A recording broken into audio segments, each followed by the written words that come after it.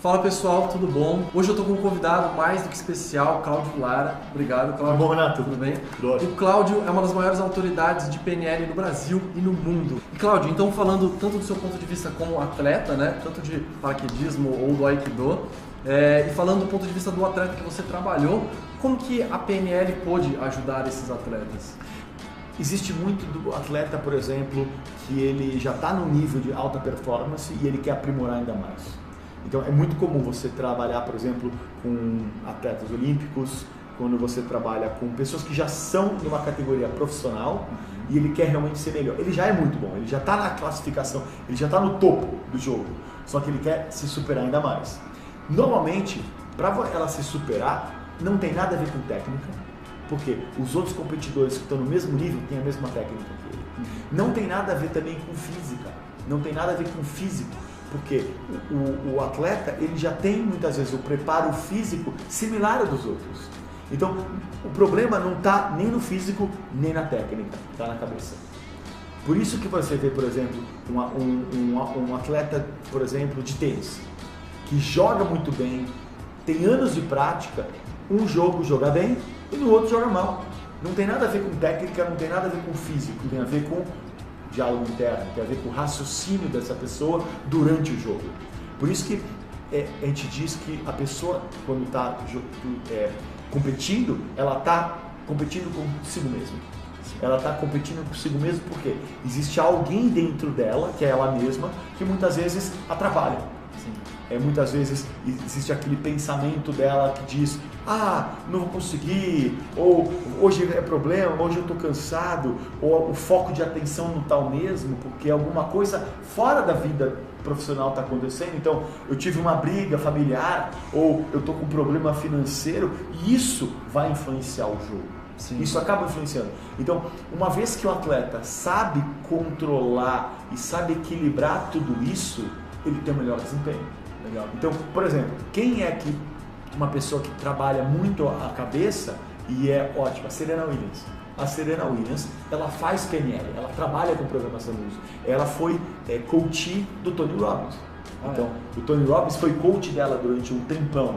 Não é à toa que ela é uma das melhores do planeta hoje em dia no tênis. Está no topo da performance. Então, quando você pega um atleta que ele já está na alta performance, o único jeito que a gente acaba trabalhando ela é o mental. Porque o resto ela já deu um coach físico, já tem o técnico, então só falta o processo mental. E muitas vezes é o menos trabalhado.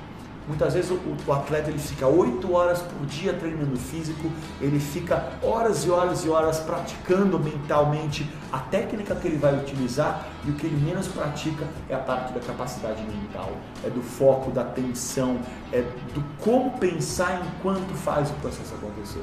E é por isso que esse é o maior diferencial no jogo de quem ganha e quem não ganha, acaba sendo mental. Legal.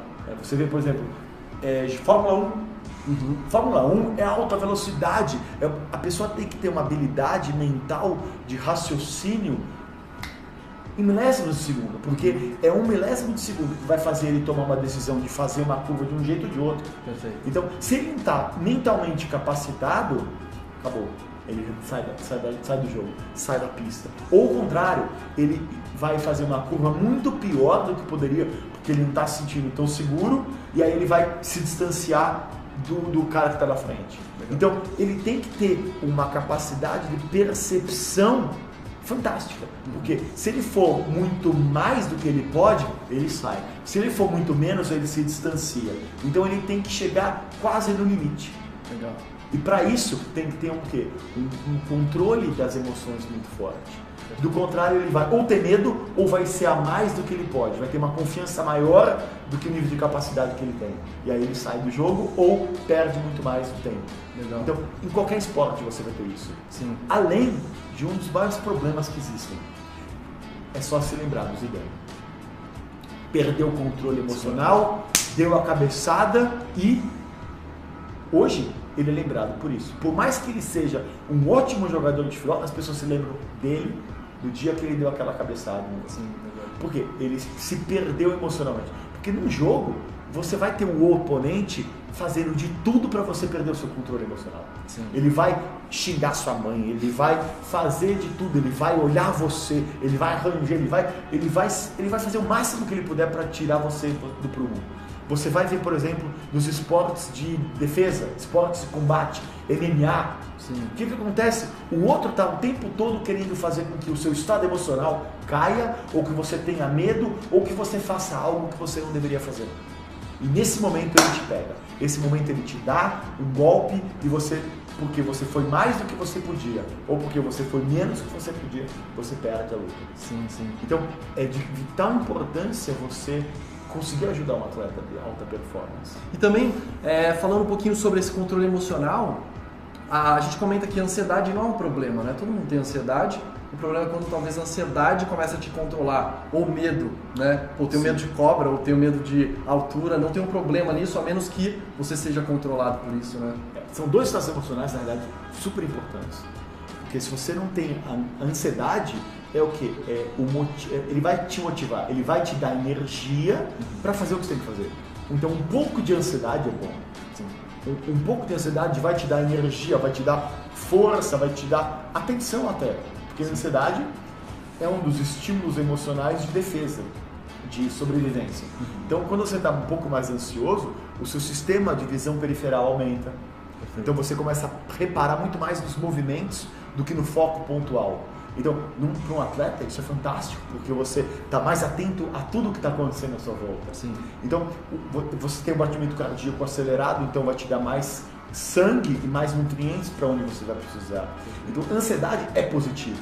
O problema é quando a ansiedade te trava, ou a ansiedade te faz perder o controle do processo. E o medo é a mesma coisa. Sim. O medo é uma ótima função, porque você vai deixar de fazer aquilo que talvez você não tenha capacidade.